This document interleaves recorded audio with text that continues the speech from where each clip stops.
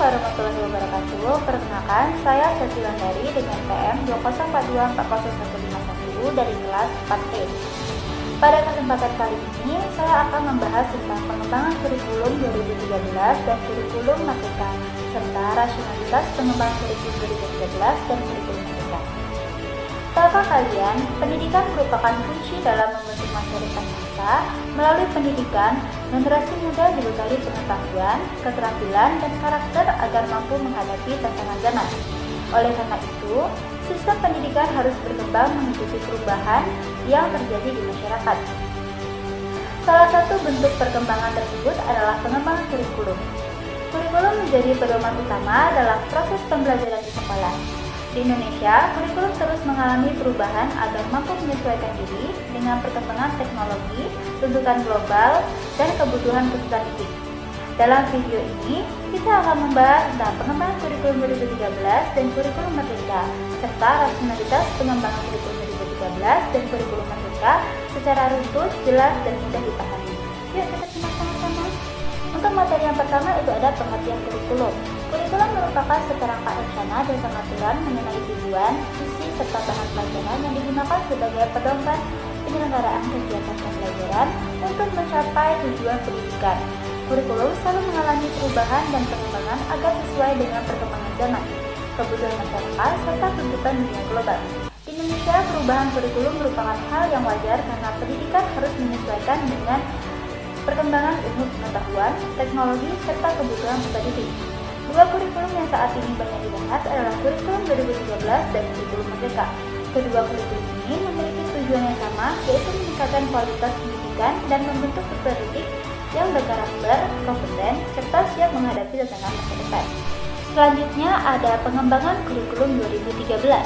Kurikulum 2013 adalah kurikulum yang dikembangkan oleh pemerintah Indonesia untuk menggantikan kurikulum tingkat satuan pendidikan atau KTSP tahun 2006. Kurikulum ini diterapkan secara bertahap sejak tahun 2013. Kurikulum 2013 menekankan pada keseimbangan antara sikap, pengetahuan, dan keterampilan peserta didik. Terus yang selanjutnya ada tujuan kurikulum 2013. Tujuan utama kurikulum 2013 adalah untuk menghasilkan peserta didik yang memiliki sikap spiritual dan sosial yang baik, memiliki pengetahuan yang luas dan mendalam, memiliki keterampilan yang kreatif dan produktif, serta mampu berpikir kritis, inovatif, dan mandiri. Selanjutnya ada karakteristik kurikulum 2013. Beberapa ciri utama kurikulum 2013 yaitu yang pertama ada pendekatan spesifik atau ilmiah.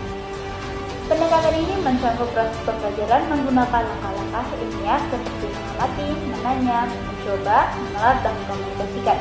Yang kedua, penilaian autentik.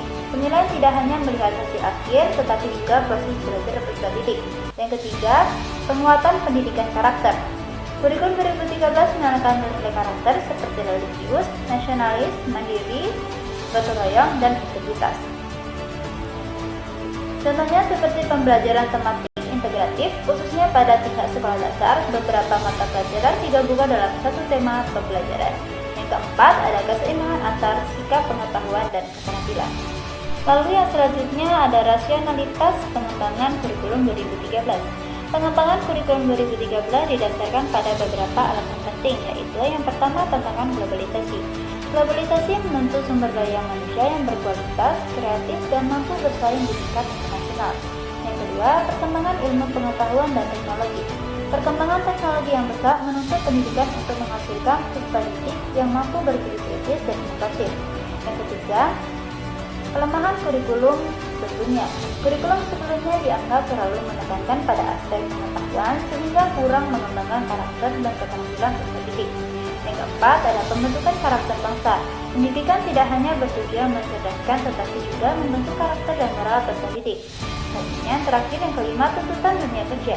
Dunia kerja membutuhkan individu yang memiliki kemampuan berpikir kritis, kreatif, komunikatif, dan kolaboratif. Lalu yang selanjutnya itu ada pengembangan kurikulum Merdeka. Kurikulum Merdeka adalah kurikulum yang memberikan kebebasan kepada sekolah, guru, dan peserta didik dalam proses pembelajaran. Yang dimana kurikulum ini mulai diperkenalkan pada tahun 2021 sebagai bagian dari program Merdeka Belajar.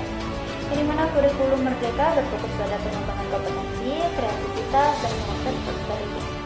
Selanjutnya, tujuan kurikulum merdeka. Tujuan utama kurikulum merdeka yaitu yang pertama membagikan kebebasan belajar kepada pendidik, yang kedua mengembangkan potensi dan minat siswa, yang ketiga membentuk profil pelajar Pancasila, dan keempat mendorong pembelajaran yang lebih fleksibel dan menyenangkan.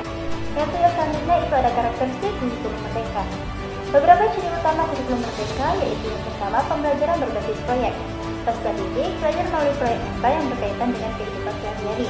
Yang kedua, materi lebih sederhana dan mendalam, yang dimana materi pelajaran disederhanakan agar siswa dapat memahami konsep secara lebih mendalam. Yang ketiga, itu ada fleksibilitas pembelajaran. Guru memiliki kebebasan dalam memilih metode, strategi, dan cara ajar yang sesuai dengan kebutuhan siswa. Yang keempat, itu ada fokus pada topik pelajar Pancasila. Kurikulum ini menekankan pembentukan karakter sesuai nilai Pancasila. Yang kelima, pembelajaran berpusat pada peserta didik. Peserta didik menjadi pusat dalam proses pembelajaran. Rasionalitas pengembangan kurikulum. Kurikulum merdeka dikembangkan berdasarkan beberapa alasan. Pertama, pemulihan pembelajaran pasca pandemi. Pandemi COVID-19 menyebabkan terjadinya loss sehingga diperlukan kurikulum yang lebih fleksibel. Yang kedua, kebutuhan pendidikan abad 21. Pendidikan abad 21 menuntut kemampuan berpikir kritis, kreativitas, komunikasi, dan kolaborasi. Yang ketiga, memberikan kebebasan belajar. Sistem pendidikan sebelumnya dianggap terganggu sehingga kurikulum mereka memberikan ruang kebebasan bagi guru dan siswa. Yang keempat, pengembangan potensi peserta didik. Setiap peserta didik memiliki potensi yang berbeda sehingga pembelajaran perlu disesuaikan dengan kebutuhan mereka. Yang kelima, menyesuaikan perkembangan zaman. Kurikulum harus mampu menyesuaikan dengan teknologi, kebutuhan masyarakat. Dan yang selanjutnya itu ada perbedaan kurikulum 2013 dan kurikulum merdeka. Kurikulum 2013 itu sendiri mencakup struktur pembelajaran lebih terstruktur, menggunakan pendekatan statistik pada ilmiah, materi pelajaran cukup padat, dan penilaian cukup kompleks. Sedangkan kurikulum merdeka itu sendiri mencakup pembelajaran lebih fleksibel, fokus pada proyek dan kompetensi, materi lebih sederhana dan mendalam, dan guru lebih bebas dalam mengajar. Jadi di sini kita dapat simpulkan bahwa kurikulum 2013 dan kurikulum merdeka merupakan upaya pemerintah dalam meningkatkan kualitas pendidikan di Indonesia. Kurikulum 2013 menekankan keseimbangan antara sikap, pengetahuan, dan keterampilan melalui peningkatan ilmiah, sedangkan kurikulum merdeka memberikan kebebasan dan fleksibilitas dalam pembelajaran serta berfokus pada pengembangan potensi peserta didik. Rasionalitas pengembangan kedua kurikulum tersebut didasarkan pada kebutuhan untuk menyesuaikan pendidikan dengan perkembangan zaman, tuntutan globalisasi, kemajuan teknologi, serta kebutuhan peserta didik di era modern. Dengan kurikulum yang tepat diharapkan pendidikan Indonesia mampu menghasilkan generasi yang cerdas, berkarakter, kreatif, dan siap menghadapi tantangan di masa depan. Mungkin itu saja materi dari saya. Lebih dan kurangnya maaf. Semoga bermanfaat. Wassalamualaikum warahmatullahi wabarakatuh.